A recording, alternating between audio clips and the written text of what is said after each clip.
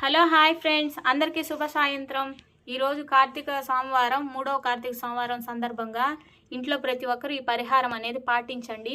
ఈ విధంగా కొబ్బరి చిప్ప దీపం అనేది వెలిగించండి. మన ఇంట్లో ఎటువంటి ఆర్థిక ఇబ్బందులు ఉండవు, అనారోగ్య సమస్యలు ఉండవు, ఆర్థికంగా బాగా బలపడతాము, బాగుంటాము. అలాగే ఆరోగ్యంగా ఈ ఈ పరిహారం అనేది ఏ విధంగా చేయాలంటే, ముందుగా శివుడి పట్టం ముందర కానీ, అలాగే శివలింగం ఉన్నట్లయితే మీ దగ్గర శివలింగం ముందర కానీ, శివుడి పట్టం ముందర కానీ ఒక ఇత్తడి లేక రాగి ప్లేట్ని తీసుకోండి. స్టీల్ ప్లేట్ అయితే వాడద్దు. రాగి ప్లేట్లో కొద్దిగా బియ్యం తీసుకొని అందులో పసుపు కుంకుమ వేసుకొని పైన కొద్దిగా పూలు వేసుకొని స్వామివారికి మనం టెంకాయ కొడతాం కదా, అందులో 3 కన్నులు ఉన్న టెంకాయ చిప్పను తీసుకొని అందులో నువ్వుల నూనె కానీ నేతిని కానీ వేసి 5 ఒత్తులు వేసి శివుడి ముందర ఈ విధంగా దీపం అనేది వెలిగించండి. మనం అనుకున్న కోరికలన్నీ నెరవేరుతాయి. అలాగే ఈ కార్తీక మాసంలో ఎంతో పుణ్యఫలం అనేది దక్కుతుంది కొబ్బరి చిప్ప దీపం.